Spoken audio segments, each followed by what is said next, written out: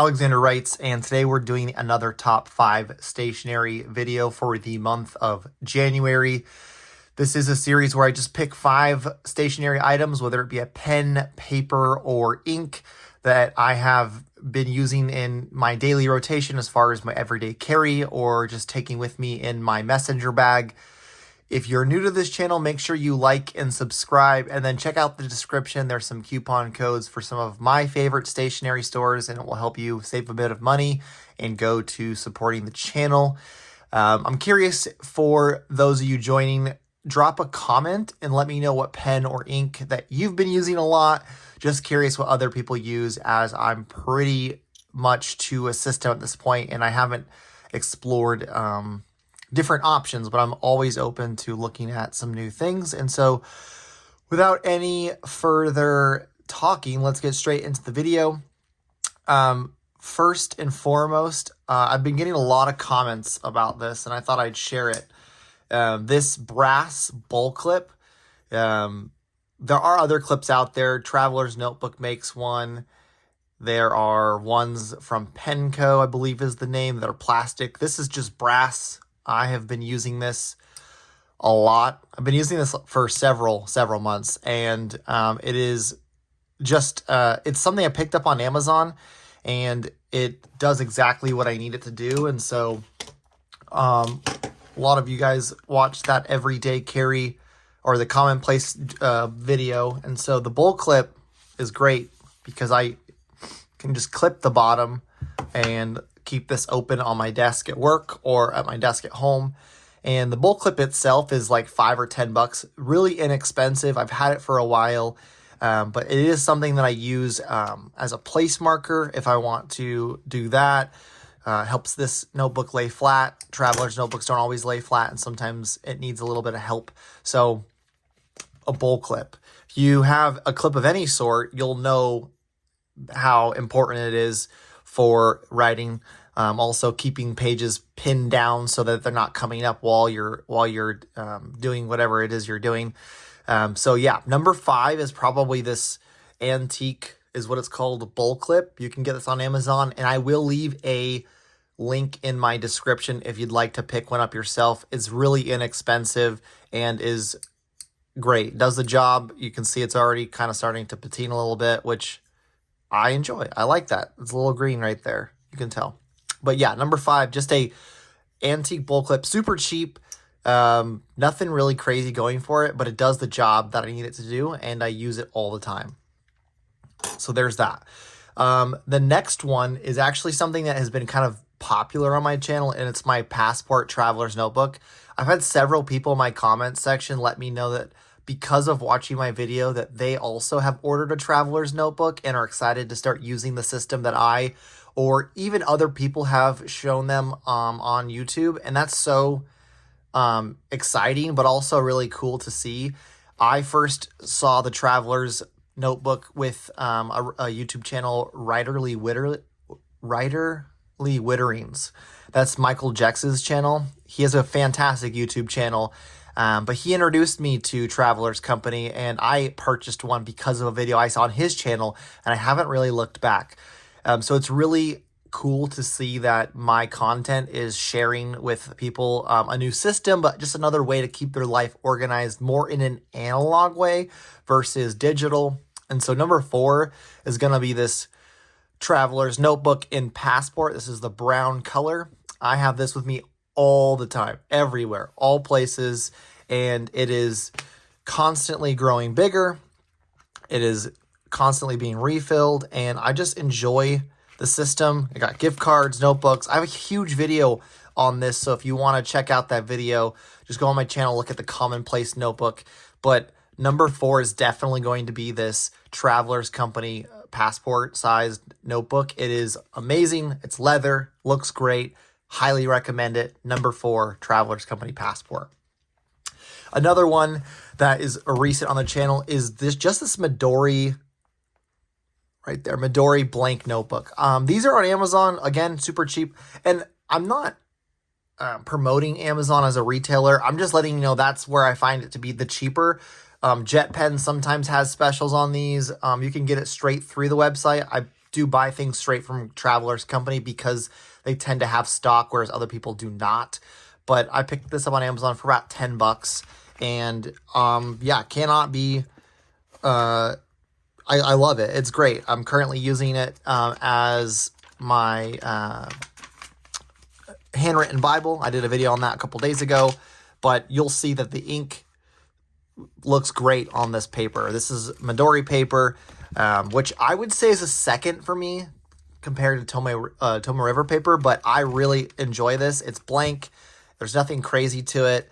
I can imagine you can decorate the cover and put all sorts of things on it, but I just like this really, really plain look.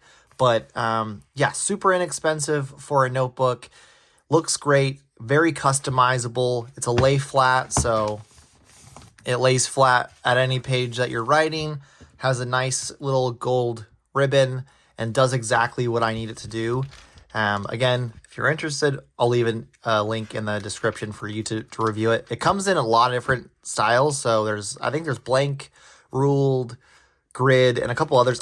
I like blank because it gives me that free form that I'm looking for, especially with this project. You'll see that, look at this page. Like, that page looks fantastic with this paper. So yeah, super great paper quality, and this is easily a number 3 for me.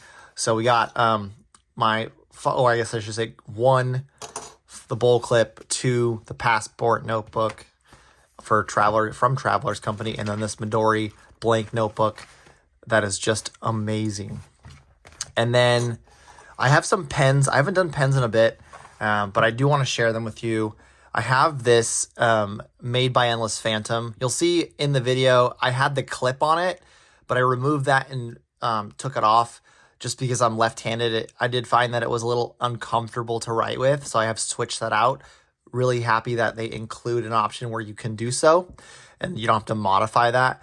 But guys, this pen is great. I have filled this thing up 4 times minimum, and I don't know if that's to say that the ink reservoir is incredibly small, but I write with this all the time. That Bible writing that you were seeing was mostly done with this pen. It's smooth. The nib is smooth. It's comfortable in the hand. It's quick to use. I don't feel like I have to. I do like some of my other pens, but like even the Kaweco Supra, I'm sitting there undoing the cap quite often, whereas this one I can just kind of use it quickly and write what I need to write down. Same thing on this. I tend to use this a lot with my Traveler's notebook. I'm really into Vanishing Point fountain pens, especially in an office setting. They're just so efficient, and this is a great Vanishing Point pen. And so easily my number 4 pick is this Made by Endless Phantom. Again, I've used this a lot. I think I've had this for a couple weeks, and I think I've used this pen more than I've used any other pen in my collection, which is saying something and just showing how good it is. I've put this thing through a lot, and it's held up quite nice. It's super easy to take apart, super easy to fill up. Honestly, no mess. It's probably the least messy pen when I have to fill it up, and I've been going through this Candy Sea ink like crazy. I think I've probably taken quite a bit out of it so far. But yeah, my number 4 is definitely going to be this Endless Phantom. And then lastly, in a similar fashion, is another Vanishing Point pen. This is one that I've done a review on kind of recently, but I also have been using this at work a lot. The ink that is in these pens, this is a Ritec pen, and it's called their ClickTech. This is the left-handed edition, which for those of you who are new to this channel, I am left-handed. So for me, it is preferable, has kind of an oblique nib, kind of helps me write more overhand, and I don't have to kind of move my grip this way. But this pen is great. It's a Vanishing Point as well, doesn't dry out, and I think I've burned 1 ink cartridge in it so far, and I just put a new one in there. But this is a fantastic pen.